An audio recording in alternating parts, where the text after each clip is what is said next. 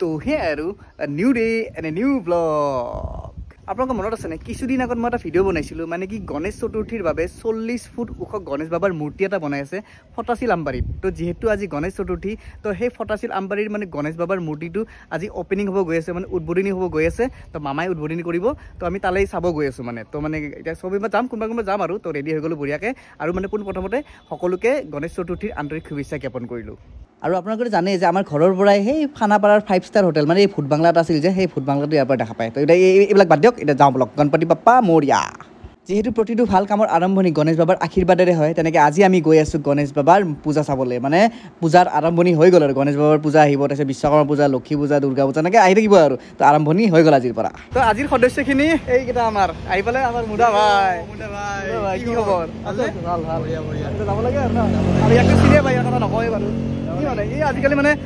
1 মিলিয়নৰ মানে হাকদাৰ হয়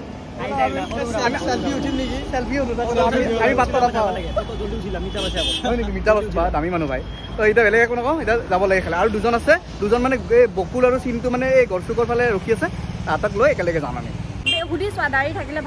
দাড়ি নাথাকিলে কি বুলি লাগে শ্বাহৰুখ খান দাদা নমস্কাৰ নমস্কাৰ নমস্কাৰ আজি গৰমটো মানিছো দে আৰু মানে কি ফালিছে ভালকে একদম সূৰ্য দেৱতাই গণেশ চতুৰ্থী ফালি দিব আজি একদম আৰু যদি আপোনালোকে আজিৰ এই 40 ফুট গণেশ বাবাৰ মূৰ্তিটোৰ বনোৱাৰ প্ৰস্তুতি দেখা নাই তেতিয়াহ'লে ডেছক্ৰিপশ্যনত মই লিংক দি দিছোঁ চাই ল'ব প্ৰথমতে এই ভিডিঅ'টো সম্পূৰ্ণভাৱে চাই লওক তাৰপিছত সেইটো চাব বকুল ৰখি আছিলে কেনে খবৰ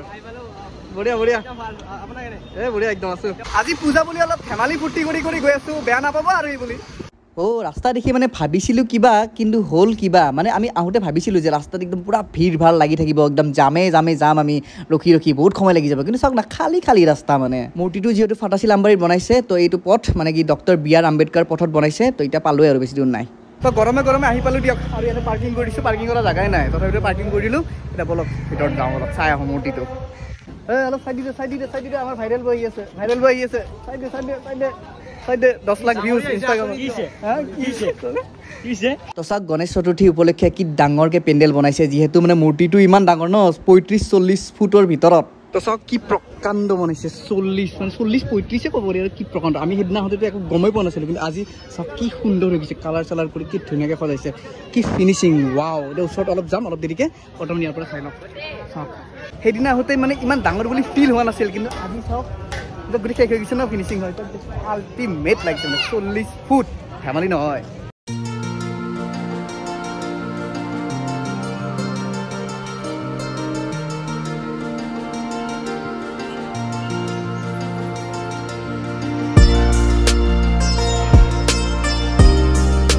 অকল ভিডিঅ' বনাওঁতে নহ'ব ধূপ চাকিখিনি দিব লাগিব ধূপ চাকি ইয়াৰ পৰা কিনি লৈছোঁ কিনি লৈ এতিয়া ভিতৰত দি আহোঁ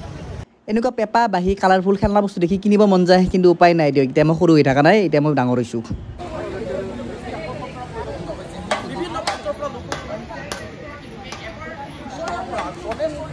এতিয়া গৰম বুলি অলপ মানুহ কম কিন্তু গধূলি টাইমত যেতিয়া মানে অলপ গৰমটো কমিব তেতিয়া মানে মানুহ পূৰা ভৰপূৰ হৈ যাব কিন্তু এটা অলপ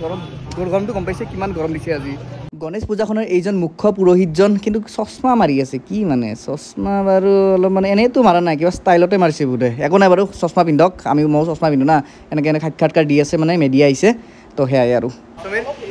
আগতে দেখা নাছিলে কেনে লাগিছে মজা লাগিছে মানে আমি যোনদিনা আহিছিলোঁ ন অহা দিনা মানে সেই ফিলটো পোৱা নাছিলোঁ আজি যেতিয়া সম্পূৰ্ণকৈ বনালে ন এনেকৈ চাব লাগে মানে একদম এনেকৈ 35 ফুট ধেমালি মজা লাগি আছে আপোনালোকেও আহিব গাইজ মজা চাব আহিব 13 তাৰিখলৈকে আছে আহিব কেনে লাগিছে চবতে লাজ কৰে কেনেকুৱা লাগিছে কোৱা বহুত ধুনীয়া লাগিছে ইমান ডাঙৰ মূৰ্তি মানে আমাৰতো হেৰিয়ে নাপাতে ন আমাৰ যোনবিলাক মানে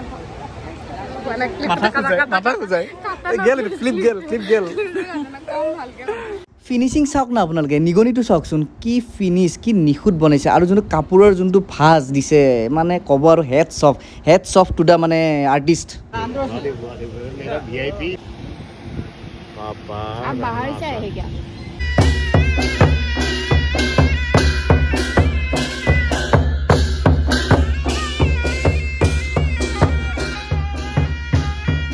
পুৰোহিতজন বাহিৰছে অহা নাই ৰ'ব ইয়াৰে হয় আৰু যিহেতু ইয়াত এখন মানে তেলেগু এছ'চিয়েশ্যন এটা আছে ন মানে তেলেগু কমিটি এখন আছে তো তেওঁলোকেহে আয়োজন কৰিছে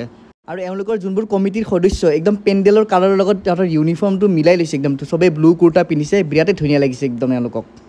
আৰু এই যে মঞ্চখন দেখিছে ইয়াতে মানে যিমান যি সাংস্কৃতিক অনুষ্ঠান হ'ব ইয়াতে হ'ব মানে গধূলিকে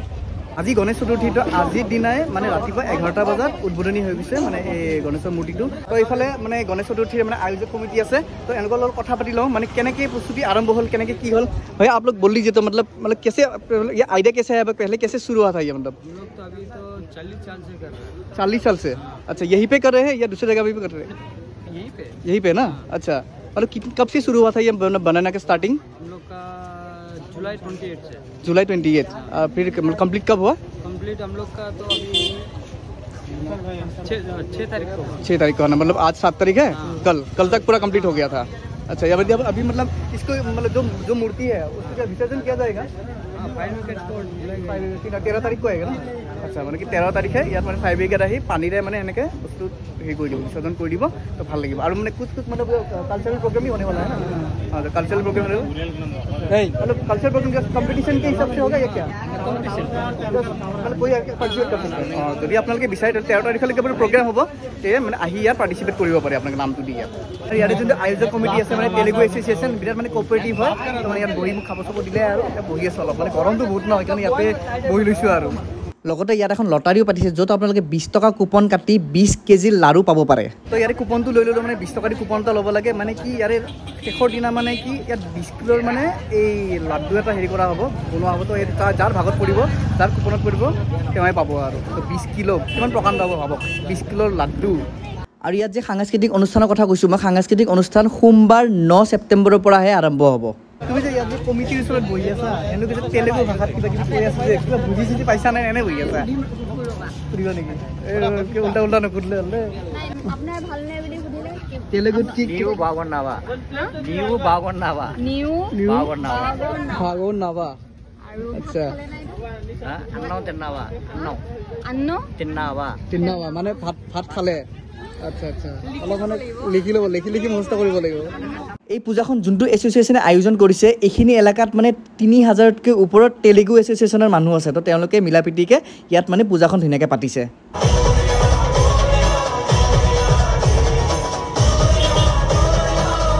যি গৰম পৰিছে এই গৰমত মানে এই জুচ নোখোৱাকৈ থাকিব নোৱাৰি দে তো লৈ লৈছোঁ ক'লা জুচ মানে এই ঠাণ্ডা আৰু 20 টকাকৈ লৈ খাই ল'ম বঢ়িয়াকৈ আৰু মানে ৰ'দটো মানে ক'ব নোৱাৰি একদম ধাৰা কাট দিছে আজি একদম পূৰা ফুল ভল্টেজ চাওক না একদম টিকটিকে আৰু একদম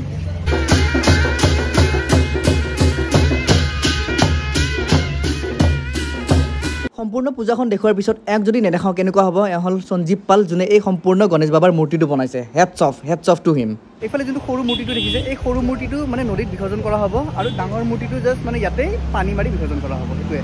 সৰুটো লৈ যাব কিন্তু ইয়াৰ পৰা তো গণেশ বাবাৰ মণ্ডপৰ পৰা ওলাই দিলোঁ আৰু এনেকুৱা এখন ইনভিটেশ্যন দিছে মানে মাতিছে আৰু 13 তাৰিখলৈকে আছে তো আপোনালোকে আহিব মানে আজি যিহেতু প্ৰথম তো আজি গধূলি আহিব এতিয়া গৰম ন মানুহ অলপ কম সেইকাৰণে গধূলি আহিব পাৰে 13 তাৰিখলৈকে আপোনালোকে আহিব পাৰিব তো সেয়াই আৰু তো অৱশেষত শেষ বুলিলে শেষ নহয় আকৌ আৰম্ভ হয় তো সেয়াই আৰু বাই বাই গণপতি বাপ্পা মৰিয়া